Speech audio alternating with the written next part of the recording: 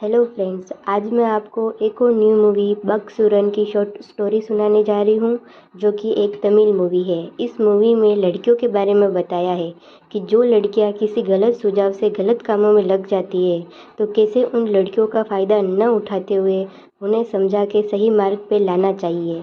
Movie की starting होती है कॉलेज के प्रोफेसर से, जो उसकी भोली भाली फीमेल स्टूडेंट को डरा धमका के शांत जंगल में उसका फ़ायदा उठाने की कोशिश करता है। तभी वहाँ पे भीमराज नाम का एक आदमी उधर आके सबसे पहले उस लड़की को वहाँ से बाहर भेज देता है और उस प्रोफेसर को मार कर उसका प्राइवेट पार्ट कट कर देता है। फिर दूसरी तरफ एक फौजी अरुण वर्मन, जो कि रिटायर्ड हो चुके होते हैं, उन्होंने अपना यूट्यूब पे चैनल बना रखा होता है, जो क्राइम केसेस के बारे में जनता को बता के जनता को सतर्क करते हैं। अरुण वर्मन की एक भांजी है रम्या, जो कि लड़के की धमकियों की वजह से सुसाइड कर लेती है। अपराधी का पता चलने के बाद भी उसकी फैमिली अपनी इज्जत के खातिर पुलिस को ये बात नहीं बताती है। तभी अरुण वर्मन ने रम्या की सुसाइड की वजह पता लगाई, जिससे पता चला रम्या एक बार उसके कॉलेज के सामने इमित्र वाली शॉप पे जेरोक्स करवाने गई थी। वहीं पे उसे एक लड़के से प्यार हो गया था। रम्या गरीब परिवार की भोली भाली लड़की थी। उस लड़के ने रम्या के भोलेपन का फ़ायदा उठा के एक ऐसे ऐप के बारे में उसे बताया जहाँ पे लड़कियाँ अपना अंग प्रदर्शन करती है। तभी किसी ग्रुप ने रम्या का ब्लैक वीडियो बना लिया और उसे बहुत ब्लैकमेल किया। रम्या ने अपने घर की इज्जत के लिए सुसाइड कर लिया। ये जब बात अरुण वर्मन को पता चली, तब वह बहुत दुखी हो जाते हैं और यह ठान लेते हैं कि रम्या की फैमिली की तरह कई और लड़कियां होंगी जिन्होंने सुसाइड किया होगा और उनको न्याय दिलाने का सोच लिया। बहुत छानबीन के बाद अरुण वर्मन और उनके मित्र गुल्ला को एक केस के बारे में पता चलता है। वो बताते हैं दिव्या नाम की एक लड़की का, जिसने साल भर पहले सुसाइड कर लिया था। अरुण वर्मन दिव्या के घर जाते हैं। वहाँ पे उसके दादाजी सबसे पहले उसके बारे में बताते हैं कि हम सड़कों पे नाटक करने वाले खानदान से ताल्लुक़ रखते हैं। नाटक में हम ज़्यादातर महाभारत के दृश्य को बताते हैं।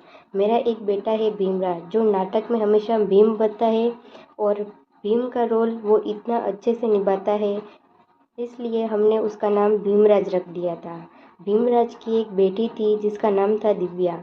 दिव्या हमारी फैमिली में पहली ग्रेजुएट थी और उसे और आगे पढ़ना था, इसलिए हमने जीएम कॉलेज में उसका एडमिशन करवा दिया था। जीएम के हॉस्टल में रहने के लिए भी उसे रख दिया था।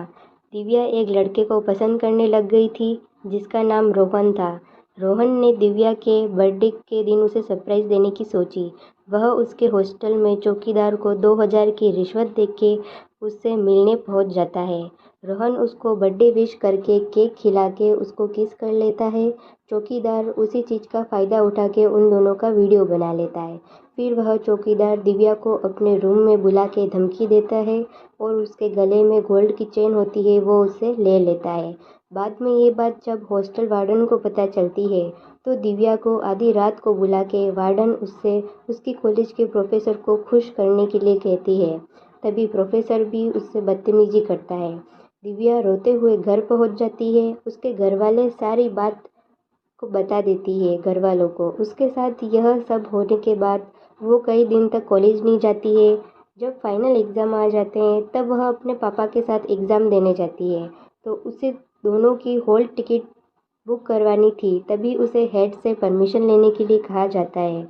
जब वह हेड के ऑफिस में जाती है, तो हेड भी उसे ब्लैकमेल करता है और उसके साथ बदतमीजी करता है। तभी दिव्या हेड का वीडियो बना लेती है। घर जाने के बाद दिव्या इस बात को सहन नहीं कर पाती है और सुसाइड कर लेती है, लेकिन सुसाइड करने से पहले हेड वाली वीडियो रोहन को सेंड कर देती है। दिव्या के सुसाइड के 3 से 4 महीने के बाद जब रोहन में उसके दिव्या के पापा भीमराज के सामना करने की हिम्मत होती है, तब वो उन्हें हेड की वीडियो बताता है। वीडियो देखने के बाद भीमराज बिना कुछ कहे वहाँ से निकल जाता है 7 महीने के लिए और घर पे भी नहीं जाता है।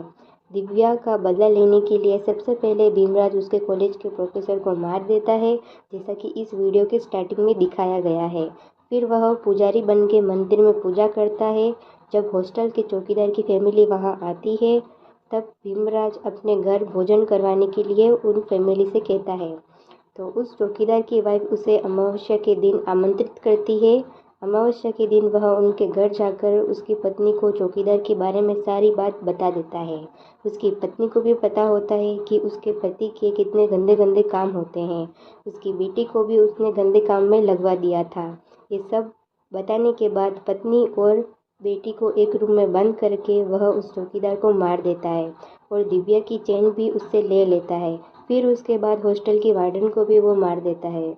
दूसरी तरफ मेजर अरुण वर्मन दिव्या के केस की जानकारी लेता है पुलिस वालों से। तभी उसे पता चलता है कि उस केस में इन्वॉल्व 3 लोगों की मौत हो चुकी होती है।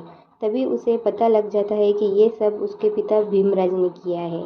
तभी उसे डाउट लगता है कि अब अगला निशाना कॉलेज का हेड हो सकता है, जो कि कॉलेज के हेड का नाम था नागार्जुन। मेजर अरुण वर्मन पहले रोहन के पास जाते हैं तो उन्हें हेड का वीडियो भी मिल जाता है। उस वीडियो को वो अपने चैनल पे बता के जीएम कॉलेज के स्टूडेंट को सतर्क करते हैं।